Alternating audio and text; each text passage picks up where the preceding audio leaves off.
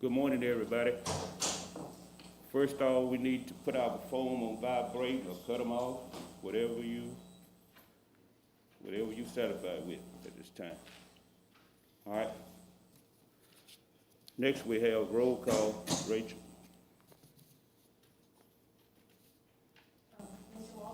Here. Ms. Harvis? Here. Mr. Payne? Here. Mr. Anthony? Here. Mr. Nunn? Okay. Thank you, Rachel. Okay, next, the reading of have you had an opportunity, members, to go over your minutes from the previous meeting?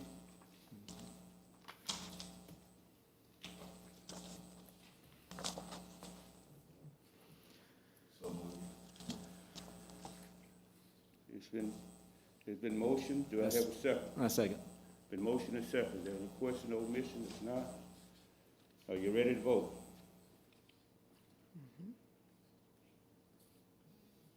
You ready to vote? Signify by saying aye. Aye. Nays, likewise. Motion carried. All right. Matt? Yes, sir.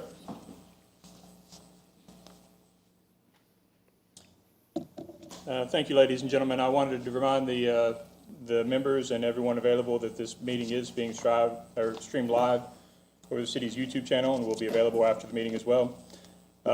Today we have two items before you. The first item is a variance request at 803 Laurie Lane. This is a request for a rear yard setback for a swimming pool. The applicant is Michael Bloom, and this is in a planned unit development, Gates of Wyndham. The applicant's requesting 7.3 feet variance from the 10-foot requirement for swimming pools. The applicant is on a 7,000 square foot lot, which is somewhat of a smaller lot for the city of Opelika. Most of our lots are 7,500 square feet or larger. He's wishing to put in a 12 by 30 foot pool in his fenced rear yard. The current setbacks allow a 20-foot front setback and a 10-foot rear setback, which is smaller than most for the primary house for the city of Opelika. Most are at least 20-foot or larger, but that was part of the planned unit development requirements.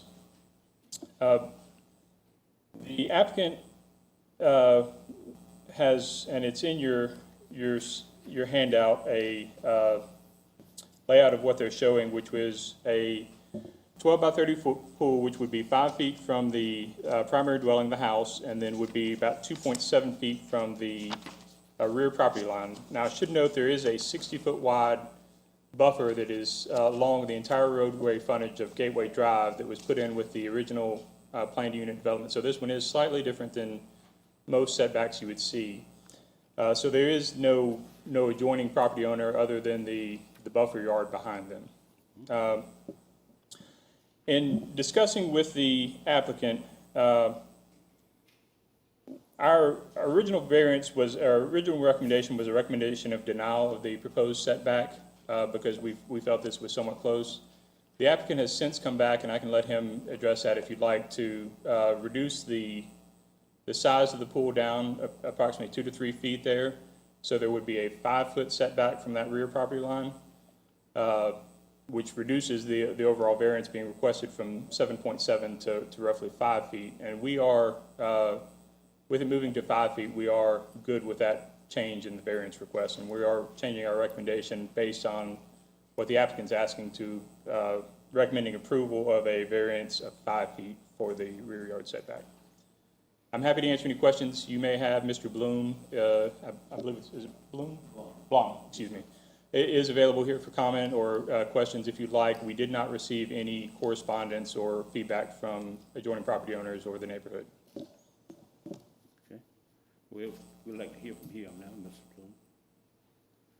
Okay. And you're free to give a description of what you want to do or just be available for any questions you may want. I mean, basically, I've got a neighbor on the left side and the right. I've got a fenced-in backyard already. Just hold just for 1 minute. Sure. Okay, at this time, the public hearing is open. You go ahead. Okay. Oh, I'm sorry.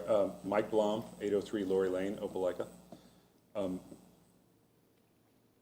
Want to install a pool in the backyard, just 30 by 10 by 5 feet deep. The only variance at this point is the back property line. Because I don't have a property owner behind me, I feel like there's no safety risk or concern for anyone around us. And then I guess if you have any questions, we were just trying to, we like Opelika, we moved here 3 years ago and are just trying to make our home what we want it to be for the foreseeable future.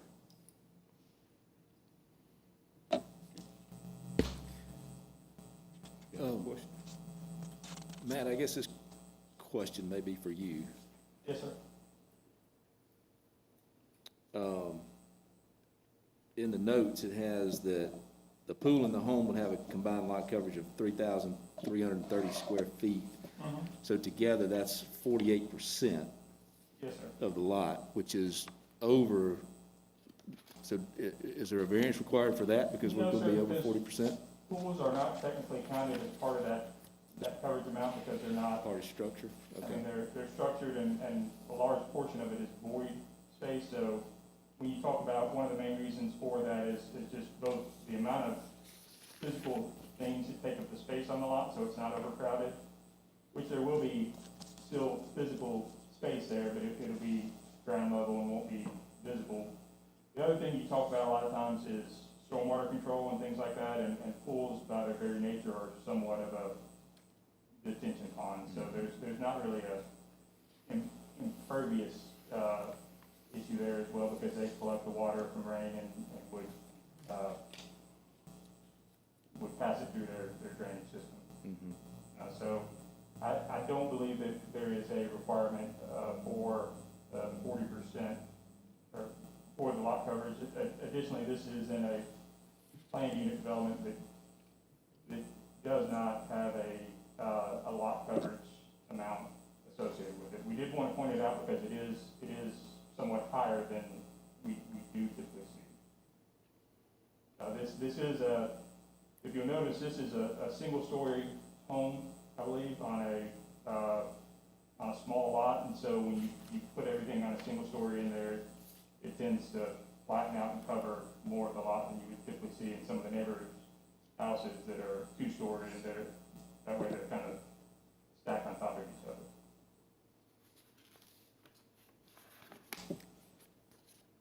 So would you say that's kind of the basis for your recommendation? I mean, because it doesn't seem like there would be necessarily a hardship that any other house would have in that neighborhood, unless No, you sir. I consider mean, again, these lots are somewhat small and confined, and you could argue that is self-created to a degree by the original developer, not by the current applicant. But yes, sir, that is. I mean, I don't think you would see many other houses in the neighborhood have the same limited backyard and with the buffer yard directly behind it. you say we wouldn't see the I mean, limit? the ones along the back up the gateway do have kind of a similar layout. And so you could potentially have some of those, but a majority of the homes in the neighborhood don't have that buffer yard behind them. Mhm.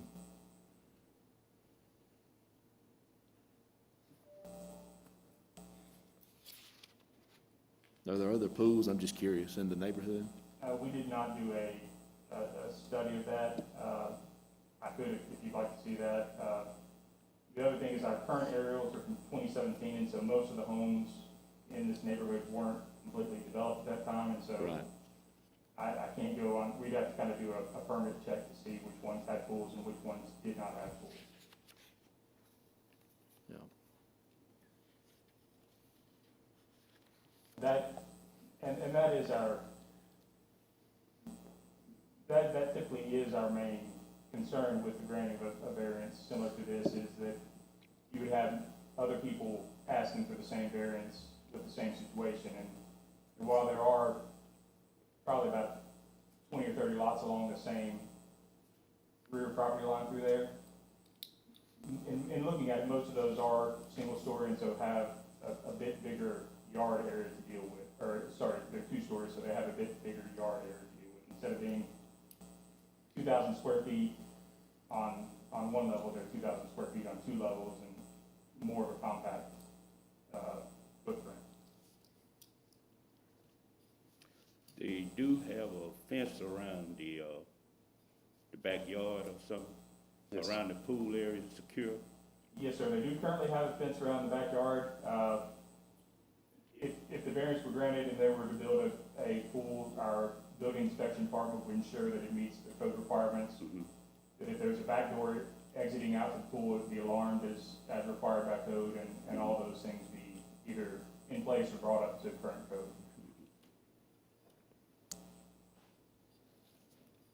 Yeah, I guess what I'm, Mr. Mull, I don't know if I have, does anybody else have any questions for Mr. Mull? No. Okay. All right, people, y'all heard coming from Matt, and you heard coming from Mr. I don't know if there's anyone else in the audience who'd like to speak in the public hearing or not. You don't have anyone else in relation to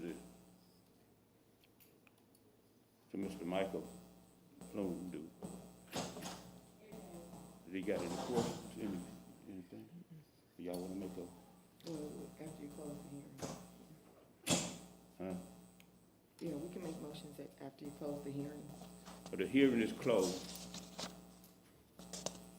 Okay, like to entertain a motion. I make a motion that we approve did you say 5? A variance of 5 feet to the required 10-foot Okay. setback is what the staff is recommending. Can the wording say about 5 feet, just so we know? Or are you sure it's exactly 5?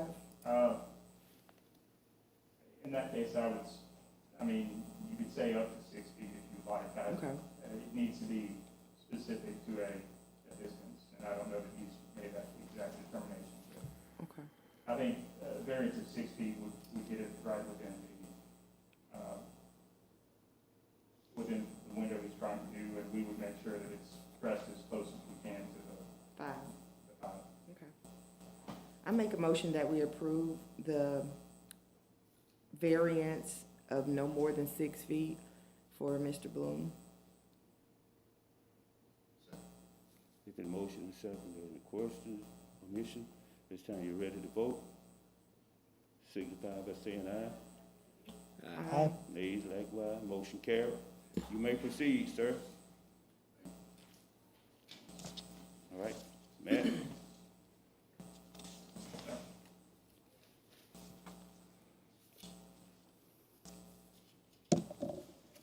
The second request is a variance request. There are actually 2 variance requests within this. One we knew was there, and then once we started to do the determination, we determined that the second variance request was required.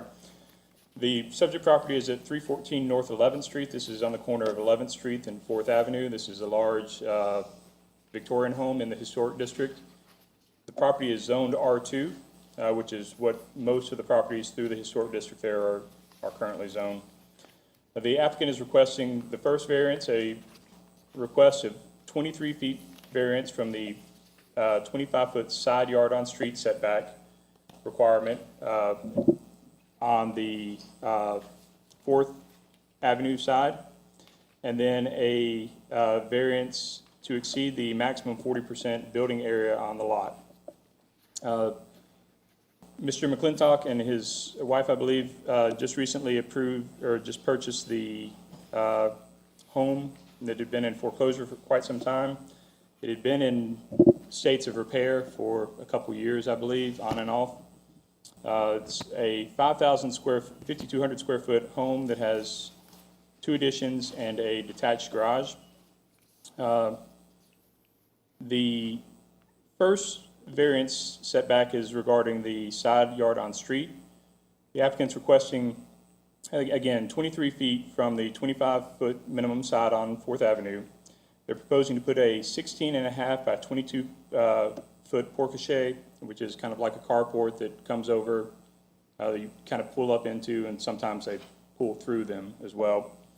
That would allow passenger drop-off along that side.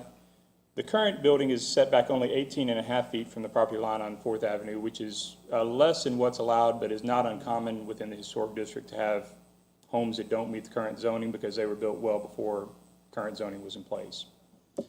There are a couple similar examples of these porte-cocheres located near the property lines in the historic district. However, most of the houses along Fourth Avenue are set back much further from Fourth Avenue. So most of them, this one largely faces 11th Street, whereas most of the houses on Fourth Avenue, except for some of the corners further down each way, face onto Fourth Avenue. Those facing on Fourth Avenue typically have a larger setback because that's considered their front yard instead of their side yard. The second variance request is a variance from the 40% maximum building area of the lot. The current existing home and buildings is 32% of the lot area. With the proposed porte-cochere carport area and the porches that are being proposed, along with a detached garage, which is 24 by 26, the total square footage of those additions adds up to 1,400 square feet, which would take the overall building over 44.3% of coverage area. Should be noted, this is 4.3% over the current allowed amount of 40%. While the current home is compliant as it is, it should be noted that many homes in the historic district often exceed that coverage area just because they, again, were built prior to zoning and did not have that restraint before then. It should be noted that this property will also be going this Thursday to the Historic Preservation Commission for approval of the addition of the porches and the side carport porte-cochere. The garage would be a later addition, I believe, is not included in their package to the Historic Preservation Commission at this time. If you look in your packet, you see some additions on there, or some drawings on there that kind of show what they're proposing to add. This includes, I believe in there you see a kind of a layout, and we did a better version of this, which we dropped off at your desk, which includes the site plan with the highlighted areas being added. And you'll see the front porch, which is about 10 feet by, I think, about 15 feet. Instead of having a standard front porch, they're showing more of a wraparound front porch.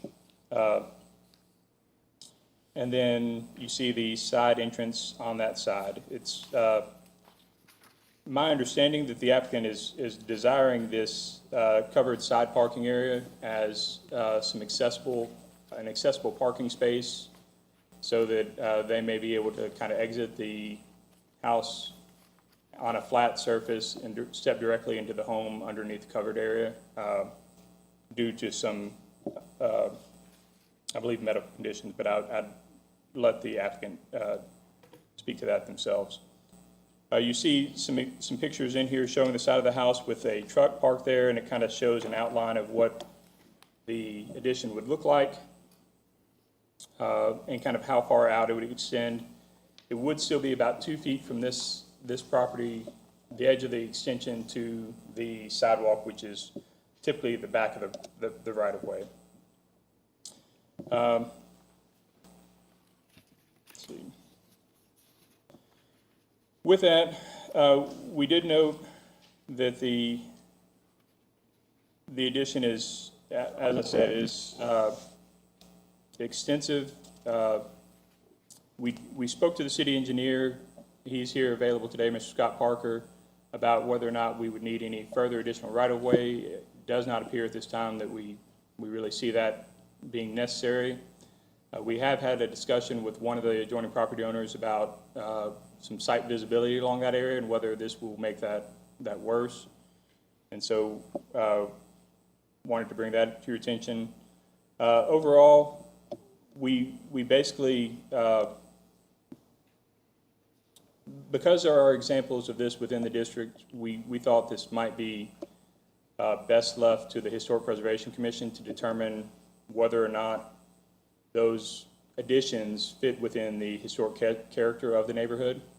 And so we have basically put in a recommendation that the zoning board may, if they don't see any issues with it from a site visibility or distance standpoint, they may approve these, but do so subject to Historic Preservation Commission approval. I'd be happy to answer any questions you may have. Mr. McClintock is here available as well. As I said, Mr. Parker, city engineer. Okay, at this time, we'd like to hear from. Okay. Ms. Hill.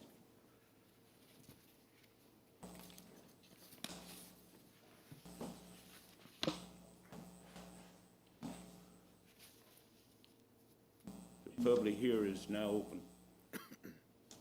Sir, Go ahead, state your name, sir. David McClintock, 700 Third Avenue, Opelika, Alabama.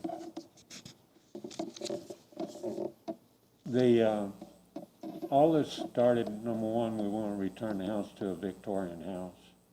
It's been badly butchered, apartments in the past, all types of things. Then we have the problem of no place to park. The area on 11th Street is marked off. That's because the owners on the opposite side of the street, if they back out, they create car damage. So I had to come up with a way to get off the streets and provide a place for my wife to put her car at least. And that's when we designed this. And catty corner on 3rd Avenue and 11th Street, the same structure exists. And you have it in your packet. Shoved up to the sidewalk. It's the back page, I believe. Next back page.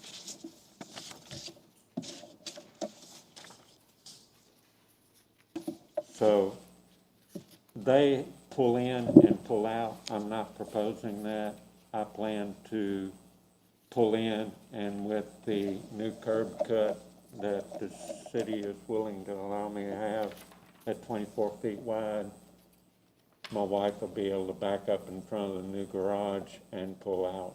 Therefore, we won't have two curb cuts and won't have more complication to the 4th Avenue side, which is quite a busy street anyway. So that is what drove basically everything to happen. Matt, I have a question for you. Yes, sir. I'm always driven in this incident by the adjacent property owner. I'm always concerned about what are the adjacent property owners saying at this time. Yes, sir. Like I said, we did have one adjoining property owner speak. I did not speak to him directly, but what was relayed to me was that they were just concerned about visibility turning from 11th Street onto 4th Avenue and just looking, I believe, particularly back towards Waverly Parkway. Mm-hmm. And I think there's some landscaping there that was causing some visibility issues, and then they were also concerned, I believe, about just the closeness of this covered parking, whether that would create more issues as well. It's still well within the sidewalk itself. And if you look down through there on one of the photos in front of the truck, if you look through there, the hedging behind the truck exceeds and overhangs the entire sidewalk. So actually, when I clean that up, it will help.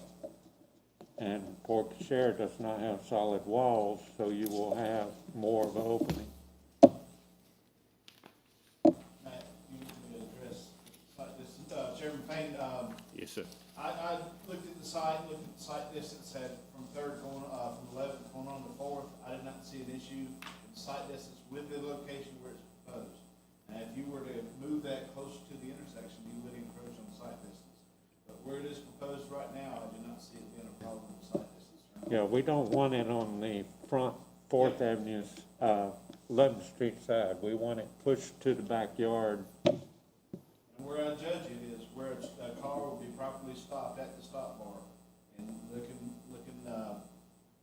west on Fourth, you have plenty of sight distance there, even with the new addition. Okay. Thank you, Scott. Looking at this picture, Mr. McClintock, the picture that you supplied for us for the house that's on Third Avenue, I'm looking at the distance between, you said that's the sidewalk right there that goes up beside his portico Yes, sir. sharing? Is the distance of the sidewalk, I guess one of my concerns is how close it is actually to the street The versus, distance from their sidewalk to the street curb is the same as on 11th, both sides, and on Fourth, which is approximately 10, 12 feet. Yeah. So from their edge of their building to the curb is approximately 12 feet. which would be the same as yours would be. Exact same. In fact, if anything, mine may be a little more. Those sidewalks vary a little bit through there. But there's a large, when you look at the view where the truck is shown, I drew in there where the sidewalk was. And it's a large distance. And I also noticed that you had, I guess on one of the drawings, trying to put a hand on it, you gave us a lot of drawings, which was nice. Are you proposing at some point, or will this be part of the initial renovation, to put in this garage? We gotta restore the house first, but the garage, as soon as I can move to that section of renovation, will happen. The curb cut would happen first.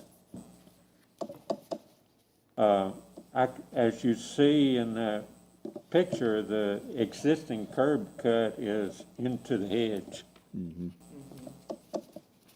So that, I'm actually wanting to put more green between me and the rental duplex behind me. Also, that power line that goes across there, I'm gonna have put underground. So I'm gonna clean it up a lot. Yeah, again, I guess my main concern, it's a higher traffic, Fourth Avenue is a pretty high traffic street. That's why I wanted the long curb cut. It does give her room to back up onto an area. Until I build a garage, I'll just pull my truck into the yard part there. But it does give her the right to back up on that concrete and turn and leave. She drives a little CLK Mercedes, it doesn't take much area. Mr. Walters, we addressed that as well. Lisa actually brought it down to me. It's because there's an existing curb cut on Fourth, and that's where the existing location is. I'm sure if it were on 11th, it'd be much better to come out on 11th, but since it's existing on Fourth, he certainly is not to retain it, even though that is a busy road. Yeah. We have also approached the wider driveway because he does, eventually will have access to the garage and access to the carport from that driveway. It still meets standards. Yeah. Although it's not ideal, of course, ideally you want to take access off the side, that's not where it is. So, Yeah. And do the the house, best we can, and I think he's got appropriate plan there. the edge of the house, the edge of the original house on the 11th Street side, and that line to that set of duplexes is barely 9 feet. So I can get through there if I wanted to. Yeah, and I think, I certainly understand. When I went by there, I mean, it only makes sense that that's the only side really that you could come in on, in my opinion, as well. I guess I look at it from the standpoint of the garage there, if that suited the needs, would the portico really be necessary? Well, And- most families have more than one vehicle. And the garage area is quite limited, and there is no, lawnmower storage or anything else. So really, rather than the previous family that kept boats, trailers, and everything else all over the yard, I'm wanting a place to have things and a easy place for my wife to put her car. In time, she'll probably have knee surgery and won't need to be walking up steps out of the back into the house anyway. So the portico here is twofold in the fact that it'll be raised to the floor level. And that's the closest place I can do it. The property falls down from all of that.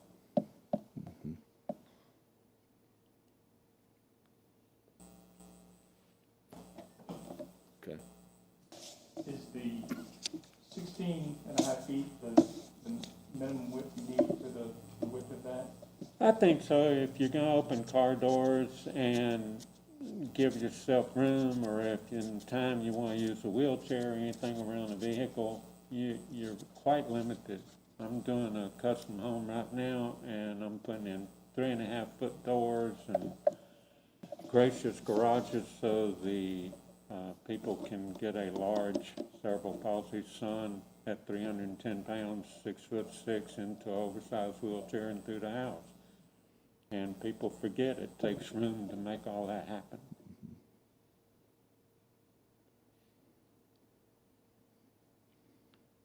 Plus, with the portico share, that kind of gives you privacy to your side entrance.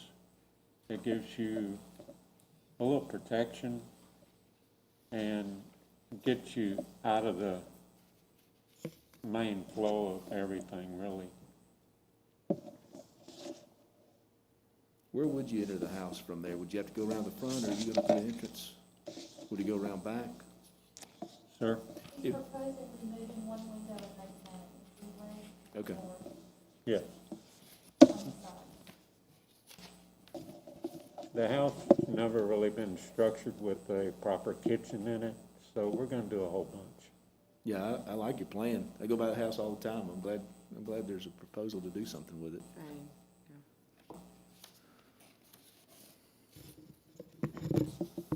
Do y'all have any more questions for Mr. McClendon?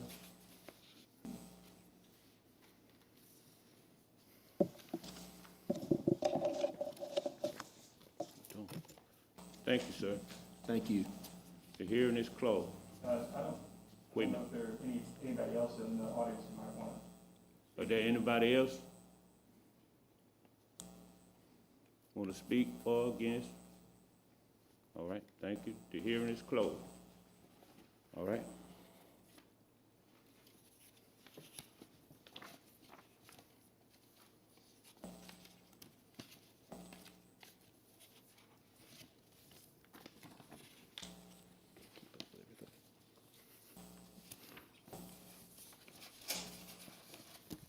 If I could ask the commission, if you make a motion either way, to please separate the two motions into separate ones, just for clarity. Well, I'll make the first one. I'll make a motion that the variance for, let me find my wording, that's what I was trying to look for.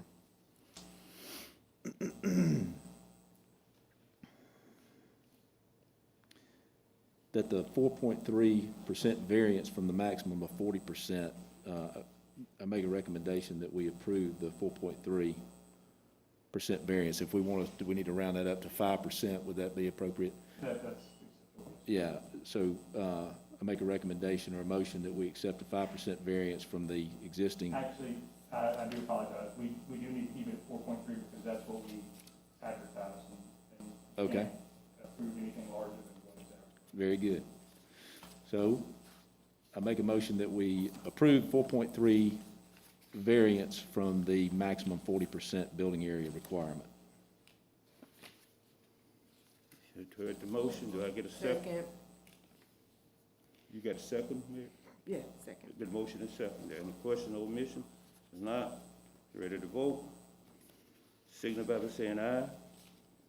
Aye. Nays likewise. Motion carried. All right, back to the second motion.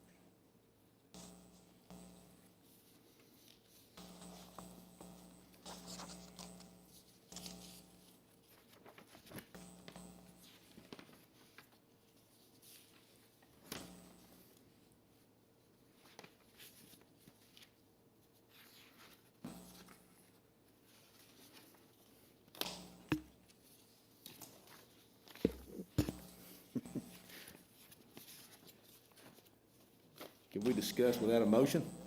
Okay. I think you can discuss kind of general things. I would not discuss how you feel about the vote one way or the other. All right.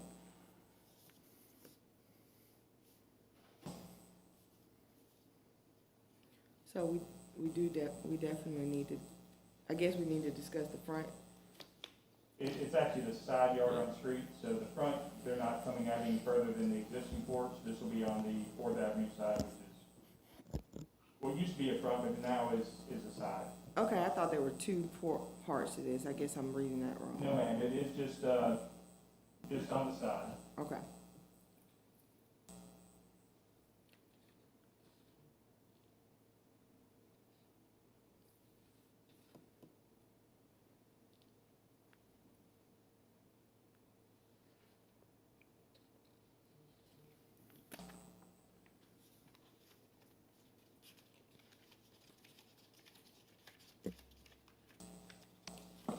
So on the front, I mean, not the front, I guess it's the side.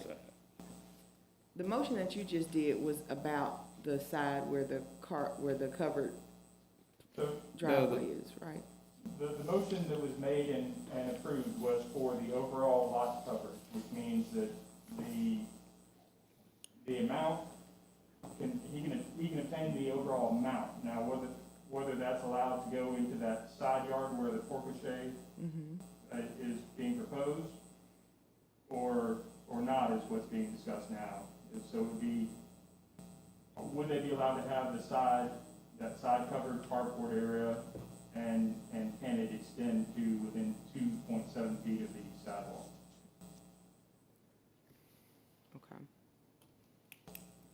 The current setback is, Yeah, and originally, 25 I think feet? we had it, and I may need to double check, but originally we had it listed as a front setback, but it's actually a side on street because the front of the house faces toward, right. or So really- faces 11th Street. So it's much less variance that was being required. Instead of 35 feet, it's 20, they're required to have 25 feet. And that would require a 23-foot, variance. And it's because it's a corner lot, it considers both as a front, right? They used to be both considered up front. Now, we did reduce the amount of setback required on the side street. So not on corner lots now. So instead of having the very large setbacks on both sides of the corner now, there's a slightly reduced one on the non-primary side. So the 25 is a side yard setback for that area. On a non-street side, it would go down to, I think, 15 feet on Okay. the side.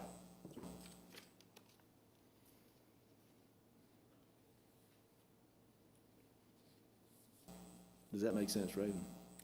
No.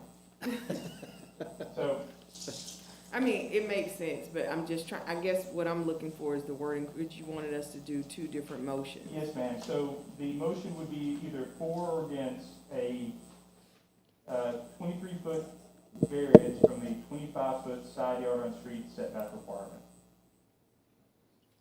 And you can either, the commission has the ability to either approve that, to deny it, or to approve a lesser variance, or to table it if there's additional information you want us to gather. But I guess, I would table it just unless you have questions that you would like us to find out. are we able to approve it pending the historic preservation? Okay. that's- And I would suggest Or that. deny, whichever. That wasn't on the original, but no matter what, this will have to get approval from the Historic Preservation Commission. And so I would make any approvals, those subject to Historic Preservation Commission approval. Just because in instances where the Historic Preservation Commission has some guidance, we typically have more variances often than what was normally required, so. So I would make any motion, if you vote to approve it, make it subject to Historic Preservation Commission approval. Okay. All right, Jay, make your motion. You made the motion, it's been motioned. Well, no, Jay's gonna, Jay's She gonna was do it. asking me to make a motion. Well, I'll make a motion because I want to discuss it some more. My initial motion is going to be to deny the 23-foot variance, based on the Fourth Avenue side being a very busy side of the thing. I do agree that needs to be where it comes off of, I guess. Anyway, that's my motion at this time, is to deny the 23-foot variance at this time. Okay, do I get a second?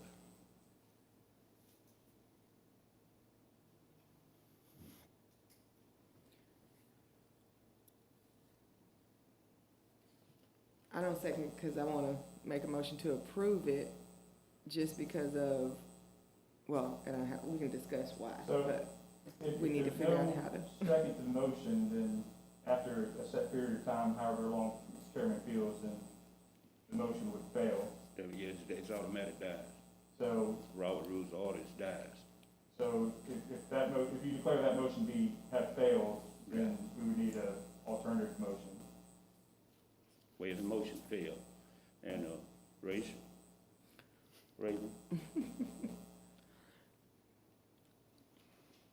Can we have further, do I have to make I guess I need to make my motion first and we'll discuss. Yes, ma'am, that would probably be the best. Hold on, we see you. Okay, well, Okay, I want to make a motion that we approve the 23-yard, 23 foot. 23-foot side yard variance. Subject to historic preservation. Yes, subject to historic preservation, approval. But before you make that motion, I want to say this, come on, y'all, so you understand it. You know, the historic preservation, we need, Matt, I got a question for you before I state it, go any further. When is the historic preservation gonna, They'll meet Thursday afternoon to discuss they're gonna discuss this particular, yes, sir, not the garage, but everything else. okay? So the carport area, the So orchestra, they'll that's the discuss part, this. what I'm getting at, the part that we discussing now, they gonna approve or disapprove it. Yes, sir. And I guess what I would say is, what Mississippi words I'm looking for is to say, I would say we, since we got a lot of discussion going back and forward on this, can table this to after that. In fact, that's, I'm talking among us now.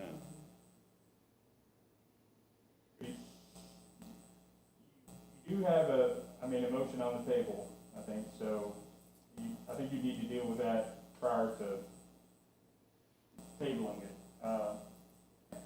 And that's a possibility, but either way, no matter what happens, if you approve it, the Historic Preservation denies it, then it doesn't get built. If you deny it and the Historic Preservation were to approve it, it still doesn't get built. So both parties have to be in approval of the same variance, or it doesn't get built. Or at least up to the same amount. Now, if Historic Preservation came back and said, we will approve this up to 20 feet, then he could build something shorter than what you're approving. But if you both approve it, then he can build it. But if either board denies it, then it cannot be built. Or he would have to come back before that board with a revised plan. It may have to come back before both boards. But what I was trying to do is I don't wanna put the cart before the horse. And, you know, moving forward on this, and then the historic preservation hadn't even acted on it yet. But, we could go back, this why I would stop your motion before you went further and further and inject into it. So, but we can go back now after discussing this, and entertain your motion, if that's what you want.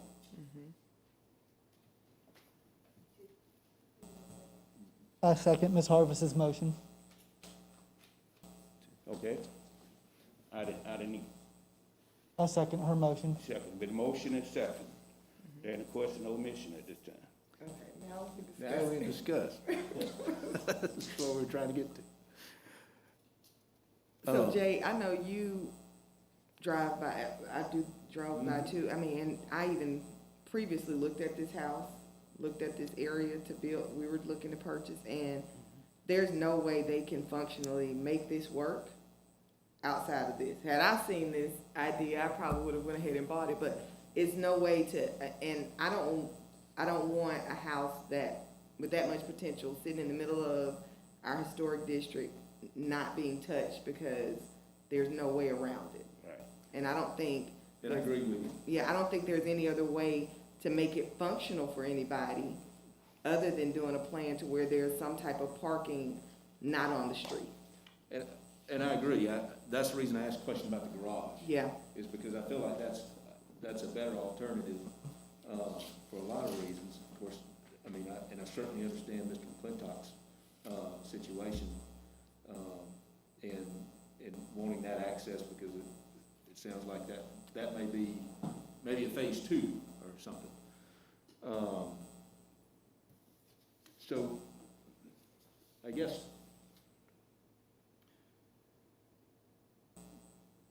and I mean, I'm just looking at it, the garage is, I'm shocked that you are gonna try to do one over there just because it's so tight to the property line. I can afford that. right, So there has to be some type of parking. I'm gonna redo the sidewalk, do the curb cut, put all that concrete area in there, and maybe even pour the slab for the garage. But the other $28,000 for the rest of the garage is not in the budget. right, right. So I have to compromise and provide some protection, some off-road area. And that's why it's staged that way. And there's so many homes in the historical district with the Portage Share Yeah. pressing their sidelines, or the neighbors, or practically leaning on the neighbor's property. It's just, you know, it was making use of a Victorian idea to accomplish what I need. Yeah. And that's the reason I asked the question about the distance there between the curb and the existing porticoches, and you answered that, and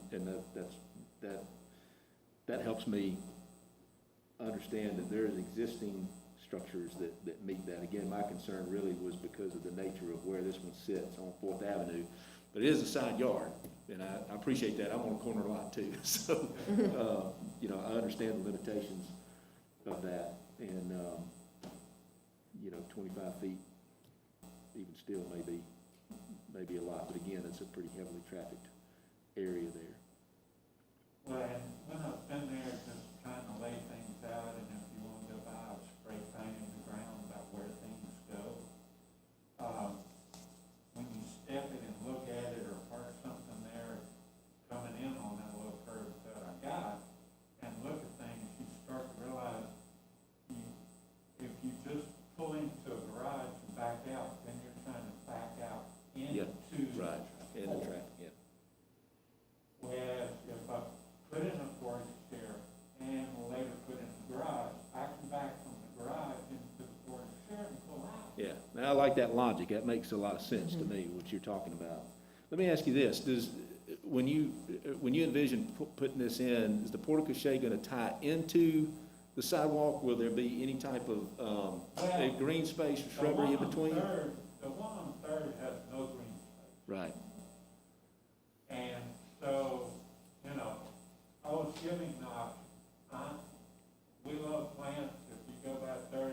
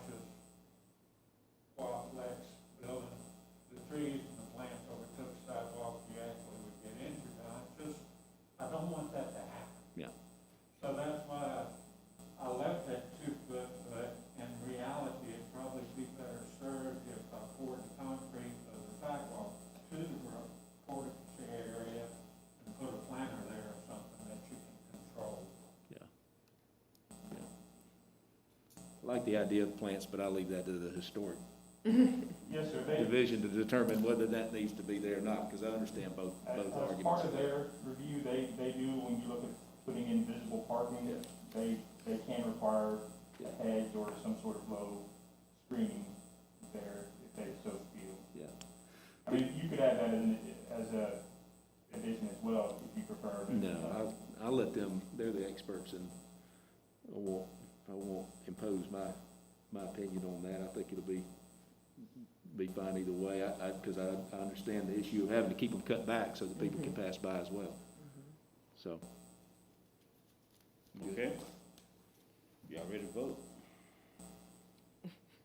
I'm ready to vote. They're ready. Ready to vote? Signify by saying aye. Aye. Likewise. Motion carried.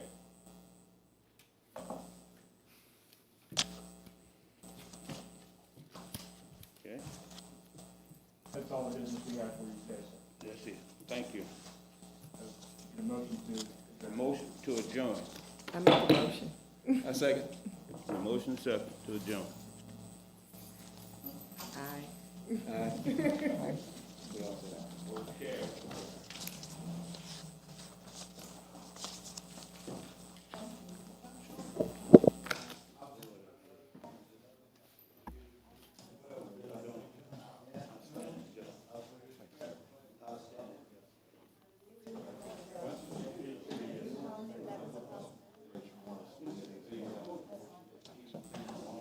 What's the next step? So the next step is we'll let the building department know, you'll need to get us a site plan showing exactly where you want to put it. Okay. And we'll need to just approve that and When you say, just so I know, when you say site plan, just a layout from. basically what you whoever's gonna do have the just work? with the revised. Oh, just the update